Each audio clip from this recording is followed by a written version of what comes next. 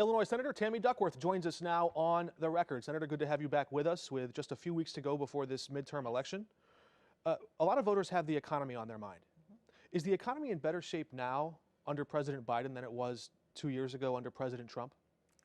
I think it's in a different place. I think that we have some real challenges right now. Inflation is one. You know, I talk to working families all the time.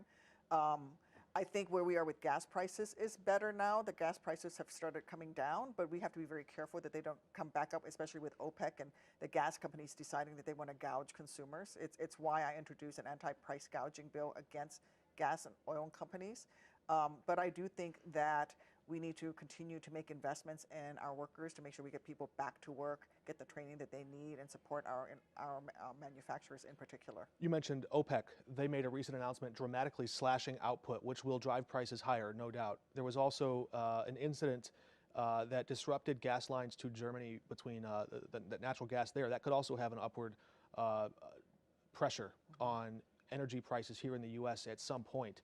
In the U.K., the new prime minister there recently lifted a ban on fracking to inject new domestic energy production there. Should the U.S., should the White House consider that kind of a policy here in the short term as a bridge to get to a cleaner energy future and to stave off higher energy prices?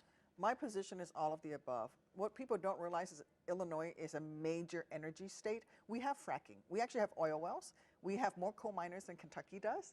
But he's put a freeze on leasing federal land, and there's some restrictions in place that weren't there before. Should he throw caution to the wind and say, let's go ahead and frack, baby, frack, like Rick Perry would say now? Or I say we set a date for a carbon neutral future, and then we let the marketplace get us there.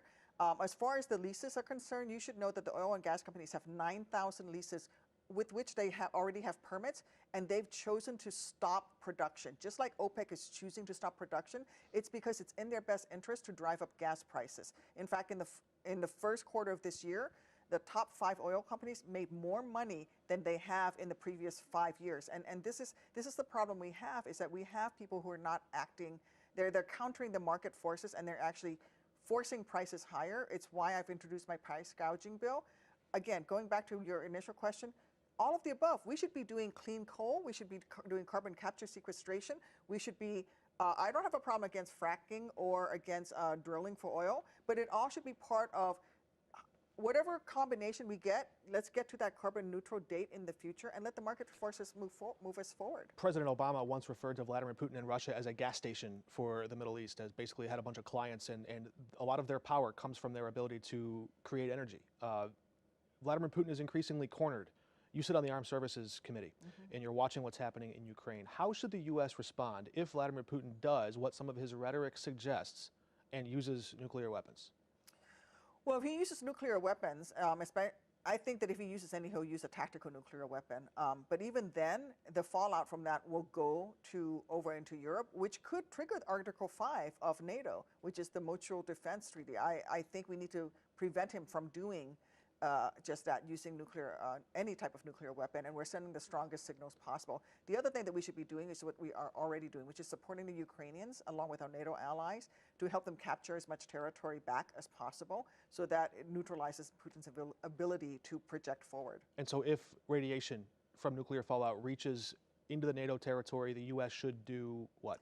Well, I think it would be our NATO allies who would trigger. If they triggered Article 5, then we would have to adhere to Article 5, which is mutual defense. Which means American forces invading Russia? Which means Well, what? I mean, American forces are already in Poland, which would mean that we would be supporting our NATO allies. They're on the front lines of this.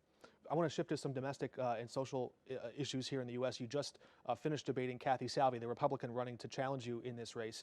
She has been vocally in support of pro-life positions or anti-abortion positions, and would not exactly answer this national abortion ban question the last time you two debated. Do you think that's an issue that will drive Illinois voters to the polls, considering Illinois protects access to abortion? Well, I think that all women should have access to reproductive choice. I mean, these are questions between you and your doctor. I support codifying Roe v. Wade with the limits within Roe v. Wade, which is viability at 24 weeks. Just Roe v. Wade, we've lived under it for over 50 years. Let's just codify that into law. I think that's what most Americans want. What Kathy wants is a complete ban on abortion, including no exceptions for rape, incest, or for the health of the mother. And you can look at the Daily Herald questionnaire that she filled out. She's actually on the record saying that she is anti-choice, even to save the life of the mother, even in cases of rape or incest. My position, I think, is much more in keeping with where people are. You make these decisions with your doctor. And I mean, you know, the problem with the Dobbs decision from the Supreme Court is it's about personal autonomy. It's not just about access to abortion. It can affect access to contraception. It can access equal marriage. It can access to contraception also. And I think that all women, whether they live in Illinois or in Missouri, should have access to reproductive choice. You're right that the Supreme Court has considered and debated, deliberated this issue and set that viability standard. Congress actually, former Illinois Congressman Henry Hyde was instrumental in saying, okay, fine, if you want to have an abortion, but that's okay, but some taxpayers might object to funding it. So taxpayer funds, federal funds, could not be used for most abortions. In 2016, a Brookings study found that, quote, low-income women are 5 times more likely than affluent women to experience an unplanned pregnancy. But that Hyde Amendment restricts a lot of federal funds from going to fund most abortion services. So how do you balance that right of poor women to have equal access to health care with the taxpayer's individual right to object to how their taxpayer dollars are being spent? Well, I think the Hyde Amendment is wrong, and I support overturning the Hyde Amendment. I think that if you look at the way things are, that it is truly the poorest who are forced into situations where they can't have access to abortions, or and right now, not even access to IUDs in some cases. If you come into Southern Illinois and you go to some of the Planned Parenthood clinics, you're seeing women coming from as far as Texas just to get IUDs put in because they can't access it themselves. And so I think that the way forward is to codify Roe v. Wade into law and overturn the Hyde Amendment, because I think that low-income women should have the same access to reproductive choice as wealthy women. And our last question, I know we're up against the clock here, but in the wake of the Highland Park shooting, you reiterated calls for an assault weapons ban, and I heard you say in your recent debate that you wanted to have a national FOID card. That would affect many of our viewers in Missouri, perhaps, if Missouri was to allow that here. They've tried to fight some national gun restrictions in the state level in Missouri. But what does that look like, a national FOID card, and how do you define what an assault weapon is? Yep. Well, there are many components to the definition of what an assault weapons is, and we can sort of get into the technicalities of that.